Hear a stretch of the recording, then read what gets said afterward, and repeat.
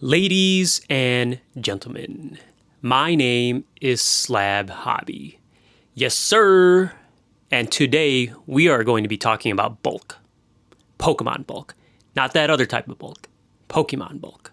Okay, I was having a bit of fun with that one. Hashtag TRJ. Most Pokemon sellers are making the same mistakes with their bulk. They're throwing their cards away. Cards that sell every single day, they're throwing those away. Or they waste hours listing cards that truly never sell.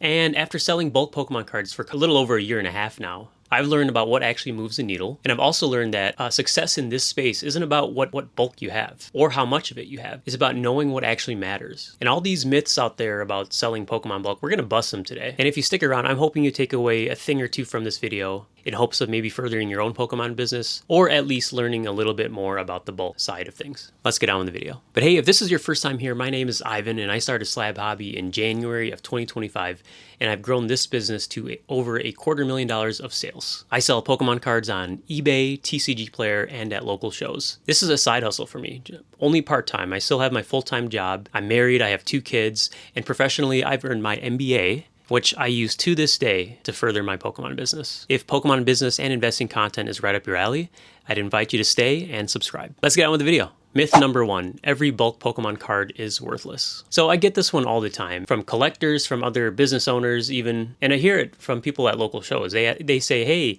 yeah, I know you buy bulk, but what do you do with it? Does that stuff really make any money? And it's the same answer time and time again, over and over again. We have playable cards.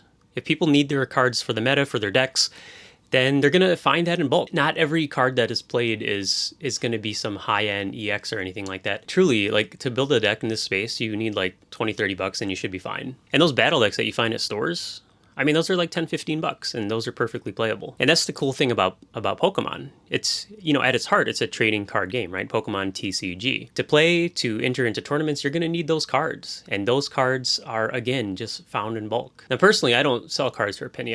My time is much more valuable than that. I have a $1.99 floor on eBay and I have a 25-cent floor on TCG Player, or 40 cents if it's through direct. There's a lot of people out there that are looking for bulk. I mean, we have people that are master setters, people that collect, niche Pokemon, people that collect certain types of Pokemon. Maybe they like their Pikachus, their Eevees, their Trubbishes, their Garbodors. You name it, there's probably a collector for it. You have your master setters. If somebody's trying to master set 151, well, they're going to need all of the reverse holos from 151. And a lot of those are just straight up bulk. But within those reverse holos, there's a few that are $2, $3, $4, $5. And I can point to so many people that are selling bulk Pokemon cards in this space. We look at Bronze. Shout out Bronze God. You know, he's selling bulk. I believe he's also a TCG Direct seller. And that stuff moves. It really moves. Bulk cards, bulk reverse holos. A lot of that stuff moves through Direct. I can list, like 20 reverse holo Lily's Determinations. And believe me, they'll sell out in a day or 2. Another underrated move is selling your bulk cards in bulk, right? It's just a simple price arbitrage. You buy at a lower price. You're able to acquire these bulk cards at a lower price. And then you move it on to another buyer who's going to buy it at a higher price. Like there's so many different ways. Bulk has a ton of upside. Again, it's cheap. It's available. You can post on your local Facebook Pokemon group and say that you're buying bulk. And if you post your price, you're going to have 25 people reach out. Believe me, I do this like twice a week. I list on local Pokemon groups and I say, I'm buying, here's my rate, meetup is here. I have a messenger list that's like 100 names long. Like this stuff actually, you can acquire it all day. And because people think that it may be worthless or they don't think there's any value in it, fairly easy to acquire. And then like I mentioned before, lots of cards in there that people are looking for. Not to mention, like it's kind of like treasure hunting. Whenever I buy a bulk collection, I'm rifling through it pretty fast. I'm sifting through it. I'm looking for value. Sometimes I just stumble upon like a stack of really cool cards. All right, I'm gonna show you some actual cards. Check this out. So this is from an actual bulk collection, and these were purchased at 3.5 cents each. I paid 35 bucks per 1,000 for foils. We've got that one, Palkia.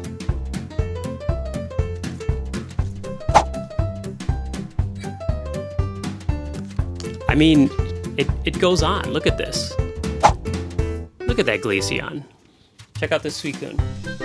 And then like a handful of vintage. I mean, awesome cards. Some of those cards are, 40, $50 each. And then like two of them are near mint for sure. So again, tons of value, tons of really great cards that you can find. I love looking through, and it's treasure hunting.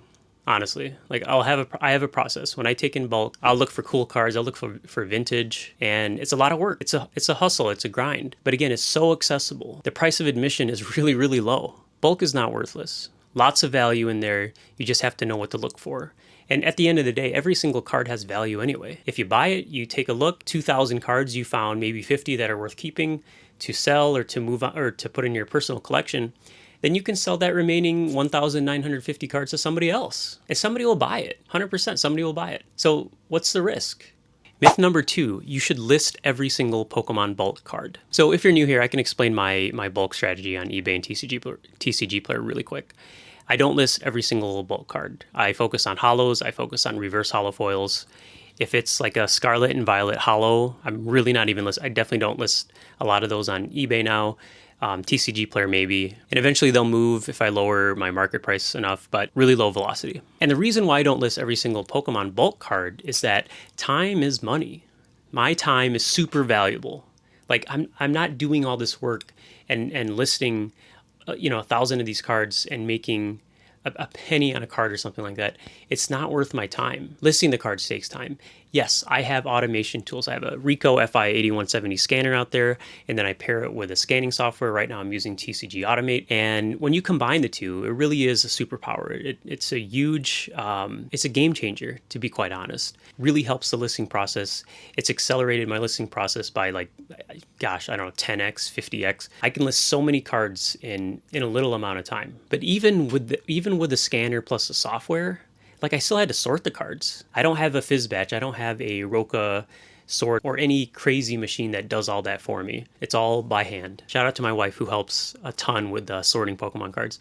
That takes so much time. Picking the cards takes time. For some people, they may not think about it, but it takes time for me to walk over here, find the card, and then get it ready for order. It's not a lot of time, but if you do that, you multiply it by 10, 20, 30 times a day, that scale adds up. So what's the common kind of factor here? Time is money, time is limited. All of these things take time. And when you're dealing with bulk cards that you get by the thousands, you have to dial in on those bulk cards that really, really sell. So one strategy that has really helped for me. So when I take in a bulk collection, I'll do a rapid super sift through it and pull out the value. I get those listed right away. That's my goal. So I want to list those cards right away. The ones that have a higher sell through, higher velocity, older, Sun and Moon, reverse holo foils, XY stuff.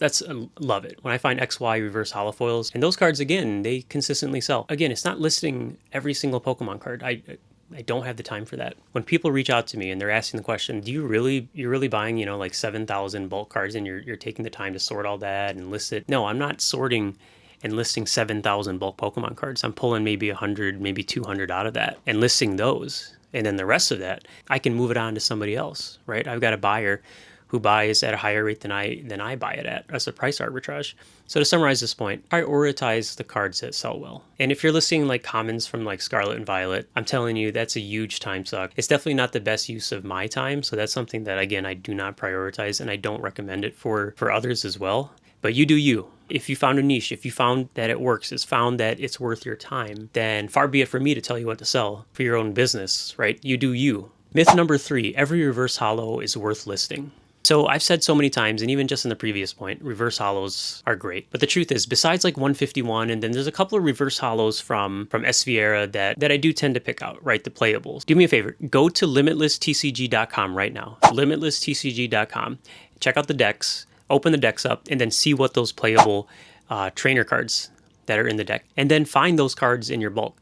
Those are the playables that I'm talking about. Those are the reverse holos. Maybe they'll pimp out their deck, right? They'll go to the reverse holo, or maybe even the full art, or maybe even the illustration rare if you're feeling bougie. But some reverse holos, as long as I've got a good amount from the set, I'm not listing doubles. If I have 5 of a certain reverse holo from, let's say Surging Sparks, I'm not going to go out of my way to find more of that holo foil, of that reverse holo. It's simply not worth my time. But what I do like, Sword and Shield reverse holos, especially Crown Zenith. Crown Zeniths are great. If you find Crown Zenith reverse holos in your bulk, list that stuff. Sun and Moon, XY. If you find those types of reverse holos in your bulk, those are money. Those do pretty well. They have really good velocity. I'd be pulling those out and listing those all day. And all of this is really like an exercise in it. Like, look at your buyers. Look who's actually buying them. Your people playing the meta.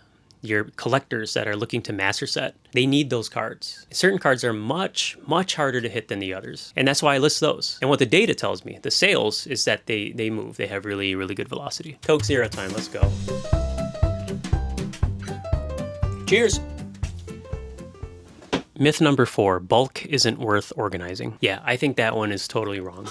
How many different points have I made about organizing the bulk, spending the time, squeaky chair, looking for those cards in the bulk that are worth something to someone, whether it's a collector, whether it's a player, time and time again.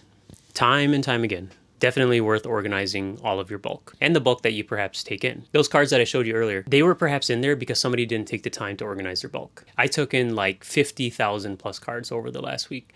No idea whose cards they were, but I can tell you that when you're looking at, tens of thousands of cards, or you're looking to move off of all this bulk, they're not taking the time to look through all of it. They'll kind of glance through it. Some people won't even sort it if it's like a foil or a regular backed. Like, I'll give them a blended rate at a number that makes sense for me, just to make sure I'm not, buying more foils than I think I am, if they don't want to take the time to sort the cards, right? Like, I'll do the work, but I'm going to charge you for it. I'm going to give you less money than you could if you had sorted it yourself. Getting all of those cards organized, I like to do, when I take in bulk, I'm sifting and searching for value. I'll separate trainers, I'll separate foil energies, I'll separate Pokemon, and then at the same time, while I'm doing those different sorts, I'm sifting for value. And so at the end of the day, once I've looked through maybe, say, a 10,000 card collection, I've got 9,500 commons and uncommons or whatever that I'm going to just put to the side and maybe get that ready for the next buyer. And the other 500 cards I'm going to list on eBay, TCG Player, or maybe even pull for my own personal collection. Like some of these cards, like the ones that I showed you earlier, I'm gonna keep. I'm not gonna lie. Like, there's a lot of vintage in that collection that I just picked up, and I'm pulling a lot of it out, and it's house money. Like, I'm gonna sell a bunch of that, and it's gonna pay for that collection, and then even the next one and the next one. So I'm working with house money. So I don't mind taking some cards out of bulk because I bought it at, a penny or even 3 cents a card or 4 cents a card. So again, take the time to organize the bulk, even as a non-seller, so that really, if you're looking to move off your own bulk and you're selling it to somebody like me or another person, that you maximize the value that you're going to get. So you separate the foils from the regular back cards so that you can get the higher rate on the foils and know exactly how much you have. Like, these are really simple strategies that you can use to maximize the value that you're going to get out of your bulk if you're looking, again, to move it on to somebody like me. And that's a good segue into the last myth, that you should be holding on to all of your bulk. So how many times have we seen, a YouTube video, or it's like a barnyard find, like somebody who's collected as a kid, they bring out their shoebox full of cards and it's just like vintage fire, like tons of bulk, vintage that's in really good condition. But I'll tell you, that doesn't really happen a lot anymore. Pokemon has become so ubiquitous in like day-to-day life, right? It's a number one. How many times have we seen this? It's a number one IP in the world. It's a really popular game. It's super popular among kids, young adults, like everybody across the entire spectrum is really like into collecting Pokemon cards. So there's like, I've heard chatter out there that, hey, like this stuff's going to be worth money in the future, right? Like, hey, hold on to your bulk. Don't sell it to that guy for a penny a card. Are you kidding me? All right, just move it on. Just keep it. It's going to be worth a lot of money in the future. Well, I got news for you. We've seen with the data that Pokemon Company releases that they've printed, at least for the last, 2-3 years, like 10 billion plus Pokemon cards. That's a lot of freaking cards. That's a ton of cards. And these are not the print runs that we saw with Vintage, with base set cards, with previous eras, EX, Black and White, XY, Sun and Moon. Like the print runs that we saw back then pale in comparison to what we're seeing now with modern, ultra modern. They're printing tens of billions of Pokemon cards. Like that Scarlet Violet base, like Gimme Ghoul, is probably still going to be worth like a penny in like 5 years. It's just, there's so much of it. I can tell you now that most of the bulk that I pick up is like 90% Scarlet Violet Mega. And if you really need the space, if that bulk is taking up, space in your house, and your wife, your husband is getting on your back because, like, hey honey, like, we need to get this stuff out of here, like, it's just taking up space, sell it please. That might be a really smart move for you. And I'm not doing this because, like, I'm telling you, hey, sell your bulk to somebody like me. I could care less. I could care less what you do with it, to be quite honest. But if you're holding on to it in the hopes of, like, someday it's going to be like how we look at vintage today, that's not going to happen. This is not an apples to apples comparison. We're comparing different eras across different printing capacities that Pokemon had at the time. And it's way different. It's way different now. And of course, I'm somebody who's been up here since day one, encouraging you to take the time to list that bulk, sell it, start your own business. But for some people, it's just simply not in the cards. They don't have the time or maybe the patience to spend listing bulk Pokemon cards on eBay, on TCG Player, right? And that's completely fair. It's not for everybody. So if it's just wasting space, just being left in your house sitting untouched, then yeah, it's probably the best move to move it on to somebody. Whether that's somebody at your local show, you got a local buyer who advertises for bulk. If you're in the Twin Cities, you got somebody like me who is advertising a few times a week in the Pokemon groups looking for bulk. It might be better for you to just move it on. Get some money, get cashed out, get some money, go buy a card that you truly want, instead of all these bulk cards that are just sitting untouched. And I truly believe, like, when I'm buying bulk cards, like, I'm doing somebody a service. All those thousands of cards, you think they want to take the time to do all the work? Like, I'm going to do all the work. I'm providing a service, and I'm providing cash money today that can help somebody, pay a bill, take their family out to eat, maybe go to Disney World, although you're going to need a lot of bulk for that one. But my point remains, I'm providing a service the same way as when I buy a collection at 70, 80%, I am providing a service. You are getting cash today and giving up some of the margin because you're doing none of the work. And it's the same thing for bulk. If you don't like it, keep it yourself. Sell it yourself. More power to you. And again, I encourage that. I really do. I encourage that. But if it's not for you, it's sitting left untouched, then it might be the best move that you just move it on to the next person. If you're still with me at this point in the video, go ahead and throw a hashtag bulk into the comment section. Really appreciate you watching the video. This video is sponsored by me and by viewers like you. I make no money on YouTube. I'm not monetized. YouTube does not send me a single cent. And I actually intend on keeping it that way for a bit. Maybe permanently. We'll see. So if you'd like to support the channel, a free and simple way of doing that is by liking this video, commenting below, and making sure that you're subscribed. I also have affiliate links below for supplies, and I do get a small commission from that. Another way you can support is by checking out my eBay store and my TCG Player Pro site, which are linked below. I appreciate you for watching the video. Hope you got some useful tips out of it. I'll see you on the next one. Bye.